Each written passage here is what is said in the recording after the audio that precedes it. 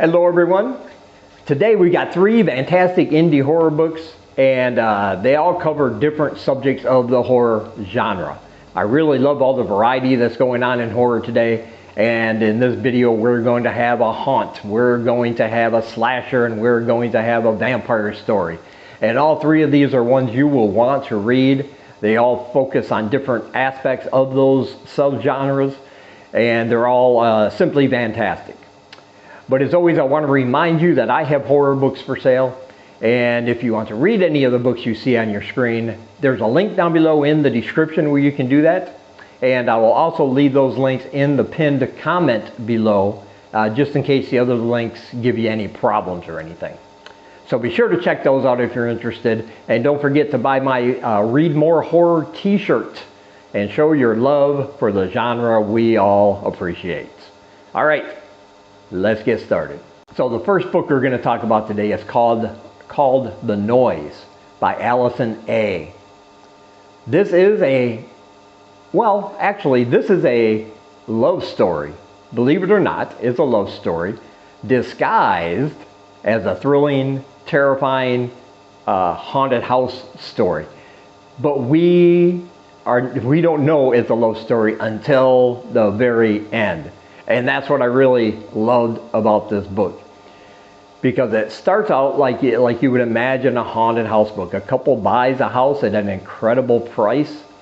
The wife, she has a rare bone disease, so she is constantly in pain. She can only walk with the help of like a cane.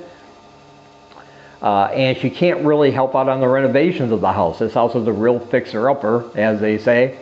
And they had a dream of buying this house and fixing it up together, and then she was diagnosed with this disease, and it's debilitating her almost. And so she can't help out the way she wants to.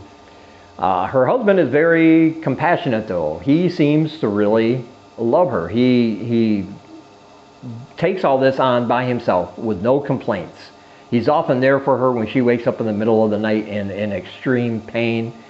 But she feels all this guilt because she can't help out, and because he has a job and he volunteers at an animal shelter, and then he has to come home and try to renovate this house that they bought, and she doesn't feel like she's any help, even though he tells her all the time, it doesn't matter as long as you're here.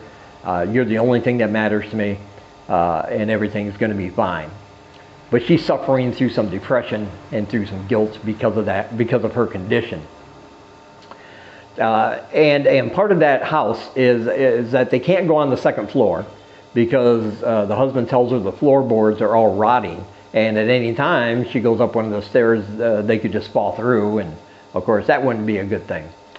So why is she hearing noises up there? That's the question. She starts hearing the sound of heavy boot steps walking across that second floor while she's on the lower floor, and sometimes wherever she goes in the house she hears these footprints kind of following her from upstairs. She starts to see things, horrifying things, and not just at night and not just in her dreams, but during her waking hours. Her husband experiences and hears and sees none of this. And so she thinks she might be going crazy. Part of her medication ritual, or her medication dosage, some of the side effects may cause hallucinations. So she's not sure if that's what's happening. But she also speaks to her dead father, and he doesn't distress her. He acts like he did before he passed away. He's kind of cryptic when she's trying to figure some things out. He won't come right out and tell her what is actually going on. All she knows is that he is dead, but he shows up sometimes and sits down, and she can see him, he can see her, and they have conversations. But then things start taking a little bit of a twist, because she finds out her husband might not be going to work when he says he is. He starts hiding things from her that she accidentally finds and can't figure out why he's hiding these things. And at one point, it appears as if he's drugging her. Like the medications she takes, which he fills at the pharmacy, and he's always got that ready. He always got her refills done for her. She finds out something that makes us think maybe he's drugging her. Maybe he's trying to make her crazy. Maybe he's up to something no good. Maybe he doesn't love her as much as she says. And so because of these suspicions and some of the accusations she starts giving him, their relationship gets strained, even though he insists, I love you and I would never do anything to hurt you. I just want you here with me. That's the only thing I want. There's also an old man that starts coming around. He says he lives down the street and he just wants to welcome them to the neighborhood, but he's a little bit weird. He seems like a nice enough guy at first, but pretty soon the husband starts telling her, I don't want this man coming over when I'm not here. As a matter of fact, I don't want to have anything to do with him. I don't think you should either. So, and things are going to take a turn there. And this book is going to continue like that, where we don't know exactly what's going on. Is she going crazy? Is she actually experiencing these things? Is he drugging her? And more importantly, at one point, she suspects that maybe he can hear these noises. Maybe he is seeing things, but for some reason he's just not telling her. So there's this whole mystery wrapped in all these different characters and the things that are going on at their house. And I absolutely loved it. And then we're going to find out something at the end, and it's just bittersweet and it's heartbreaking. And after I got done, I was like, oh my God, I just can't believe this. I was reading this terrifying haunted house story. And then some twists are going to happen at the very end. This author is great at holding on to those till the end. And I put it down and went, I just read a love story disguised as a haunted house story. It was fantastic. I absolutely loved that. I definitely didn't expect that ending. Out of all the scenarios in my head of what could be happening, that was not one of them. And so yeah, this is just a great haunted house book, different from anything else you've read. A lot of twists, a lot of turns, and a lot of mystery behind what's going on. And it'll keep you interested, it'll keep you engaged, and of course I highly recommend it. And there's a link down below where you can purchase your copy through Amazon. And next we have, a really good slasher novel. This is called Karma Killer by Ananthoma Morgan. This one is really good because it's a supernatural slasher story about a girl in high school. She is bullied. She is socially awkward. And one day she gets talked into asking out the head cheerleader on a date, which this cheerleader takes in the way you would expect in any mean girl scenario. She seems to be very snobbish. She is very much a homophobe, and she does not like being considered a lesbian. This is going to lead to this girl one night getting beat almost half to death. And that's her breaking point. She's had it. She decides to commit suicide and throw her body by cutting her wrists and throwing herself in the lake and just drowning and ending it all. But something happens while she's down there. She actually gets taken to another world. She meets a goddess who is the personification of vengeance and revenge and retribution. And this goddess gives her a choice. You can either stay in this hellish environment forever, or you can get a second chance. I'll let you go back to living the life you basically had. Nobody will even know that you died. But you had to be my agent of revenge and retribution for all the bad people, the people that deserve it. And she gets certain gifts to let her know which people deserve her wrath, let's say. And she also has a kabuki mask. And when she places this on her face, she kind of goes away, and this other personality kind of takes over, this karma killer. And boy, does she ever take advantage of this gift. And even from the very first chapter, we are going to have a lot of blood, we are going to have a lot of gore, we're going to have a lot of brutality, because this is a slasher story and those things are needed. And when she finds a person she thinks is worthy of wrath, worthy of revenge and retribution, she has no hesitation about chopping and slicing and dicing, and there's going to be body parts flying everywhere, guts laying all around, you know, and it's just fantastic. But in between all these scenes of carnage, there is this really good story about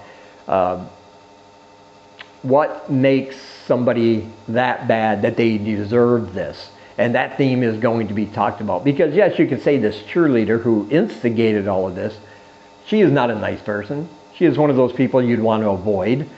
But we're going to find out some things about her past. And so maybe that's just the way she was brought up. She wasn't raised in a household that actually preached tolerance or acceptance of others. And this cheerleader, what I really like is that this ditzy blonde cheerleader who should have been the first one killed, like in a slasher movie, she is going to become the main nemesis of this karma killer because she keeps escaping her clutches. And so this cheerleader is going to be like the final girl for the karma killer. And they're going to be in a constant battle to try to get rid and kill one another.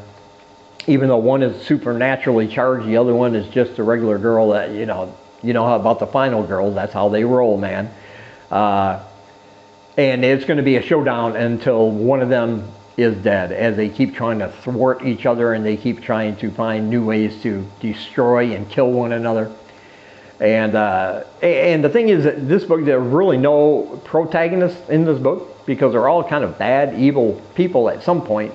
You will feel sympathy for the characters as you go along. Even the cheerleader, who you wouldn't think you'd feel any sympathy for, you will eventually when you find out the way she was raised and the way she grew up, and maybe she can come to her senses and realize that she doesn't have to be that way because that's what her parents expect. But yeah, you really don't want to see either one of them die, even though they're both kind of bad people. You know, one is a supernatural serial killer. And the other one is just this mean girl who doesn't tolerate anybody different than her. But you're going to find things to love about both of them, I think. And it's just a really, really good slasher story. Let me put it that way. I absolutely enjoyed this one. I think it's one that you'll want to read because there is a lot of blood, there is a lot of gore. But like I said, inside there's this great story about revenge and about what it means to be bad, and what kind of punishment fits the crimes for certain bad things people do. And we're also going to meet some other characters in there. Some are going to be on the side of the cheerleader, some are going to be on the side of our serial killer.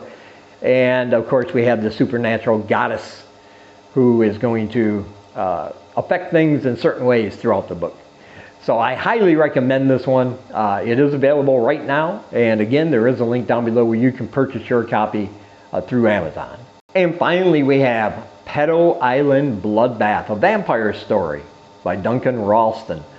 All right, let's talk about this one because you know, with a name like that, Pedo Island Bloodbath, you're going to be expecting a lot of carnage, and you are going to get that.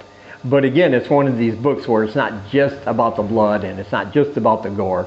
And he has taken this vampire trope and made it his own. He's added some twists and turns in this one, which I always appreciate. And basically this is about a girl who stows away on a boat, a yacht actually, of a very rich man, a private yacht, headed to a private island, his own island. And on this boat are celebrities. You got you know, people in sports, entertainment, business, and politics, very powerful, rich, famous people. And the owner of this yacht is kind of like a Jeffrey Epstein type guy. As a matter of fact, he's based on Jeffrey Epstein. You know, he's got all these rich people he invites. They pay a lot of money so they can go to this island and do things to certain trafficked girls. Let's just put it that way, and you can tell by the title what I'm talking about. But on this boat are also some employees. They have no idea what's going on. They're just there for the job. It pays really well, and they kind of keep out of everybody's business. But now you got this teenage girl who's a stowaway because her sister, 10 years earlier, her parents were killed horrifically in a parking lot, and her sister was kidnapped by something. And now 10 years later, she's getting these messages, these telepathic messages from her twin sister, telling this girl to find her, to come and find me and rescue me. And it leads her right to this yacht. So she sneaks on, and things are going to progress. Let's just put it that way. And we're going to find out what is in those crates at the bottom. And basically, these victims, these young girls who were supposed to be victims of this sex trafficking ring, are actually infected with vampire blood. They are basically vampires. Because on his private island is the king of vampires, who lives in a cave on that island. And the owner of the yacht has made a deal with this vampire lord. And the people on his ship have no idea what they're getting into. They think they're going there for their little, fun, what they would call fun. But they're in for something else, trust me on that. And we're also going to meet other characters in here, including Abraham Van Helsing. Yes, we got a Van Helsing in this book, and you can't go wrong with that. And one of my favorite characters in the book, in fact. And he and this vampire king have history, a very long history. And they are going to finally meet, hopefully for the last time, because Van Helsing wants to end this vampire's life. And if he can do that, he might be able to rescue all these victims that are holed up on this ship headed to this island. Excuse me. And that's what he is hoping for.